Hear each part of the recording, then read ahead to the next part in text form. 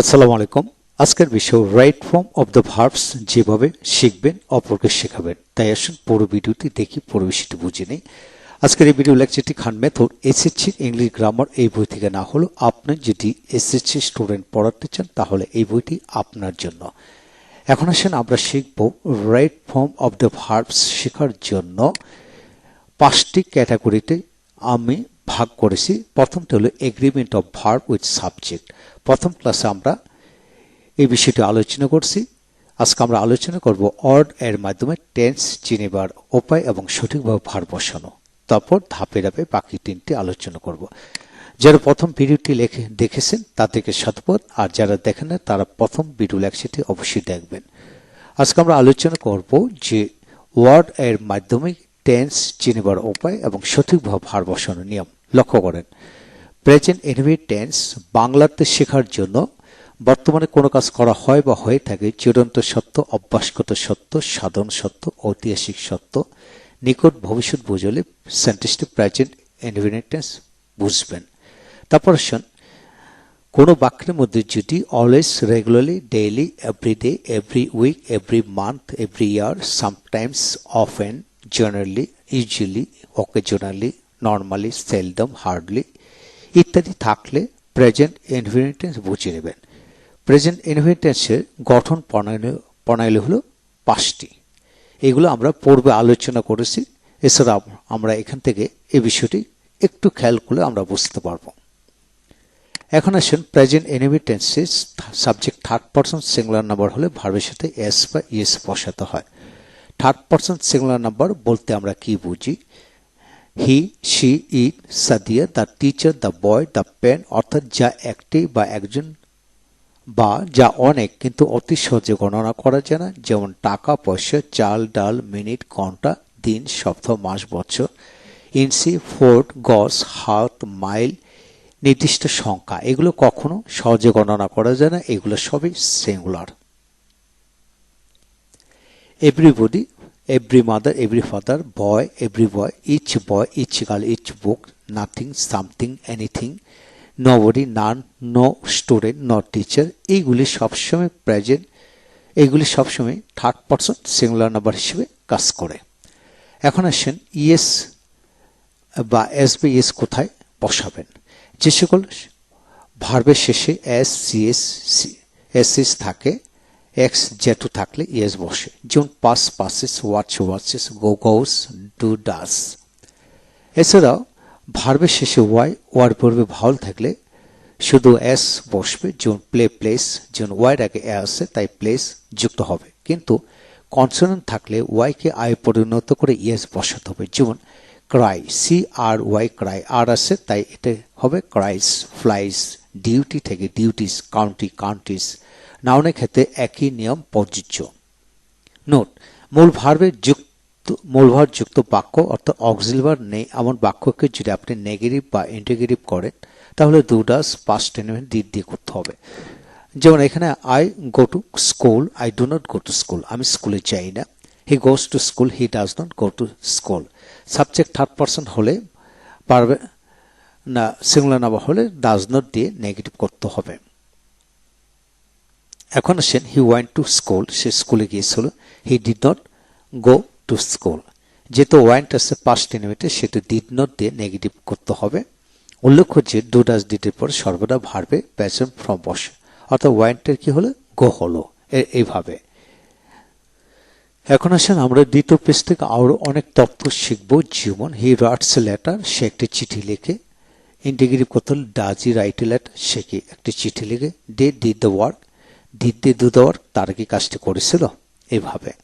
এইভাবে নিচের এক্সাম্পলগুলি আপনি নিজের থেকে করে ফেলবেন। পাশে বাংলা মিনিং সহকারে দেওয়া হলো উত্তর সহকারে। এখন আসেন, প্রেজেন্ট কন্টিনিউয়াস টেন্স বলতে আমরা কি বুঝি? কোনো কাজ এখন বা এই মুহূর্তে চলছে বোঝাতে প্রেজেন্ট কন্টিনিউয়াস টেন্স বুঝবেন। এছাড়াও কোনো বাক্যে now, at this moment, day by day থাকলে প্রেজেন্ট কন্টিনিউয়াস টেন্স বোঝায়। এক্ষেত্রে দুটি গঠন হলো সাবজেক্ট অ্যামিজের ভার্বের সাথে আইএনজি, আর একটা হলো সাবজেক্ট অ্যামিজের বিং নাউন অ্যাডজেক্টিভ। এখন আসেন, হি প্লে ফুটবল নাও, অর্থাৎ নাও আছে, he is playing football now, সে এখন ফুটবল খেলতেছে। They go to school Dhaka, they go to Dhaka at this moment, তারা এই মুহূর্তে ঢাকা যাচ্ছে। তার মানে দে যেহেতু পড়াল, the continuous tense, they are going to Dhaka at this moment, এইভাবে হবে। Bangladesh develop day by day, তার মানে Bangladesh is developing day by day. এই নিয়মের আলোকে নিচের এক্সাম্পলগুলো করে ফেলুন। এখন আসেন আমরা শিখব প্রেজেন্ট পারফেক্ট টেন্স। কোনো সেন্টেন্সে haves, had, haves, just now, already, recently, lately, yet, ever ইত্যাদি থাকলে প্রেজেন্ট পারফেক্ট টেন্স হয়। এক্ষেত্রে দুটি ফরমেশন রয়েছে, একটা হলো সাবজেক্ট হ্যাভেস ভার্বের থার্ড ফর্ম, আর একটা হলো হ্যাভেস বিন নাউন অ্যাডজেক্টিভ ভার্বের পাসপোর্ট ফর্ম। অর্থাৎ বিন শব্দটা এটা ভার্বের থার্ড ফর্ম, গঠন একটি কিন্তু আলাদা করে খেয়াল করতে হবে। হি গো টু অ্যাব্রুড রিসেন্টলি, সে সাম্প্রতিক বিদেশ গেছে। এখানে যেহেতু রিসেন্টলি এসে he has gone to অ্যাব্রুড recently. তারপর হ্যাভ ইউ এভার, গো যায় কি হবে, গন টু সিলেট, তুমি কি কখন সিলেট গিয়েছিলে। হ্যাভ যুক্ত বাক্যটি প্রেজেন্ট পারফেক্ট টেন্স, এছাড়া এবারে পরও এবার থাকলেও পারফেক্ট টেন্স বোঝাবে, তাই এখানে গন হলো। এখন আসেন আমরা উপরের নিয়মের আলোকে নিচের বাক্যগুলো প্র্যাকটিস করেন, ইনশাআল্লাহ এগিয়ে যাবেন। তারপর আসেন প্রেজেন্ট পারফেক্ট কন্টিনিউয়াস টেন্স। কোনো কাজ বা ঘটনা কোনো নির্দিষ্ট সময় থেকে বা হতে, অর্থাৎ রবিবার থেকে বা 1990 সাল থেকে এখন পর্যন্ত কোনো অনির্দিষ্ট সময় যাবৎ বা ধরে, অর্থাৎ 3 ঘন্টার যাবৎ বা 5 বছর ধরে চলছে বা হইতেছে বা ঘটতেছে, এরূপ ক্ষেত্রে প্রেজেন্ট পারফেক্টনেস পারফেক্ট কন্টিনিউয়াস বুঝিয়ে নেবেন। অথবা কোনো সেন্টেন্সে অবজেক্টে করে যদি ফর বা সিন্স প্লাস টাইমিং ওয়ার্ড থাকে, সেটা প্রেজেন্ট পারফেক্ট কন্টিনিউয়াস বুঝিয়ে নেবেন। যেমন he teach English for 15 years, তিনি 15 বছর ধরে ইংরেজি পড়াচ্ছেন। তার মানে he has been teaching English for 15 years. তারপর আসেন they play football since morning, তারা সকাল থেকে ফুটবল খেলতেছে, তাহলে they have been playing football for since morning এইভাবে হবে। এখন আসেন যাবৎ ধরে ইংরেজি হলো ফর, হতে থেকে ইংরেজি হলো সিন্স, এদের বাংলা মিনিং হলো এটা। ওপরে নিয়ম আলোকে নিচের বাক্যগুলি প্র্যাকটিস করুন। তারপর আসেন পাস্ট ইনডিফিনিট টেন্স। কোনো কাজ বা ঘটনা ঠিক এই মুহূর্তের আগে হইতে অতীতে যে কোনো সময় সংঘটিত বা সম্পন্ন হয়েছিল, এর বাক্যকে পাস্ট ইনডিফিনিট টেন্স বুঝবেন।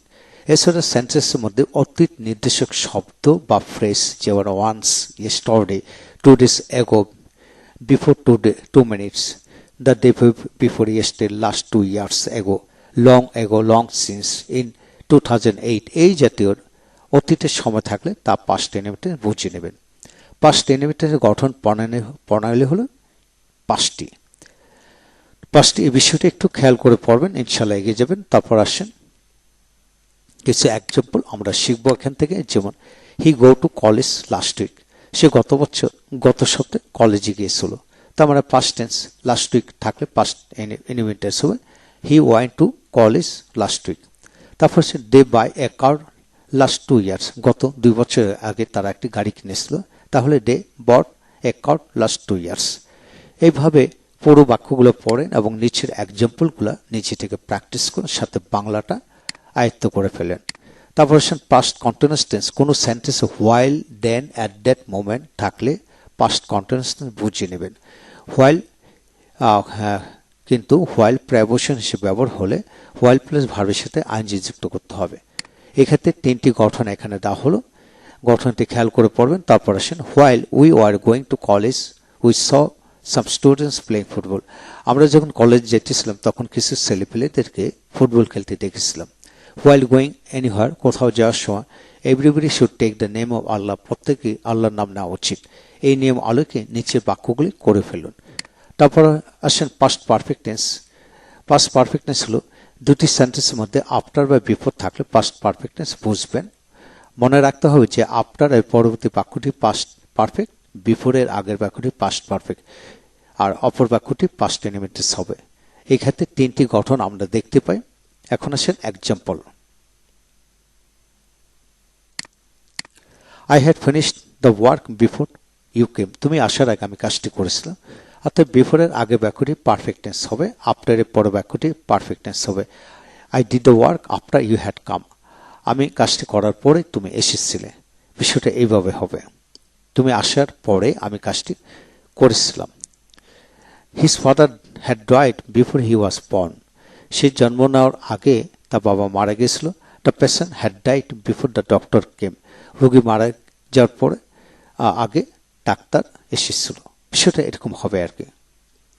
এখন এই নিয়মের আলোকে নিচের বাক্যগুলি করে ফেলুন। এখন আসেন ফিউচার ইনডিফিনিট টেন্স। কোনো কাজ বা ঘটনা এই মুহূর্তের পর থেকে ভবিষ্যতে যে কোনো সময় সংঘটিত হবে তা ফিউচার ইনডিফিনিট টেন্স। ভবিষ্যৎ ইনডিফিনিট টেন্স ফিউচার ইনডিফিনিট বোঝার জন্য যে সকল বাক্যের মধ্যে টুমোরো, টুনাইট একসাথে হবে, tonight, next hour, next day, next week, year, next 2 weeks, 2 months, এই শব্দগুলো যদি থাকে ভবিষ্যৎ যত কোনো সময় থাকে তাহলে ফিউচার ইনডিফিনিট টেন্স হবে। যেমন এই ক্ষেত্রে 3টি গঠন আমরা দেখতে পাই। আই শিল গো টু কলেজ টুমোরো, আমি আগামীকাল কলেজ যাব। Sadima will go to the USA next year, Sadima আগামী বছর আমেরিকা যাবে।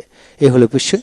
ওপরে গঠন এবং নিয়ম আলোকে নিচের বাক্যগুলি প্র্যাকটিস করুন, ইনশাল্লাহ এগিয়ে যাবেন। তারপর আসেন ফিউচার পারফেক্ট টেন্স। কোনো সেন্টেন্সের যদি বাই প্লাস টাইমিং ওয়ার্ড থাকে, অর্থাৎ by date time, by next week, by next month, next year, by 12 July, by the end of this month, এই ধরনের যদি ফিউচার জাতীয় সময় থাকে বাই সহকারে তাহলে ফিউচার পারফেক্ট টেন্স বুঝবেন। I shall have finish the work by date time, আমি এই সময়ের মধ্যে কাজটি করিয়া থাকবো। By the end of the month he will have been in Dhaka, মাস শেষের মধ্যে সে ঢাকা গিয়ে থাকবে। তো এইভাবে আপনি গঠন আলোকে নিচে বাক্যগুলি করে ফেলুন। তারপর আসেন পরবর্তী পৃষ্ঠা।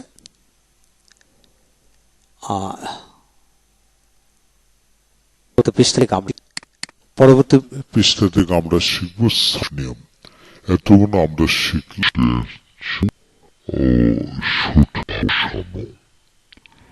তাহলে পরবর্তী ভিডিও লেকচারটি দেখুন, পরিবেশটি বুঝে নেন।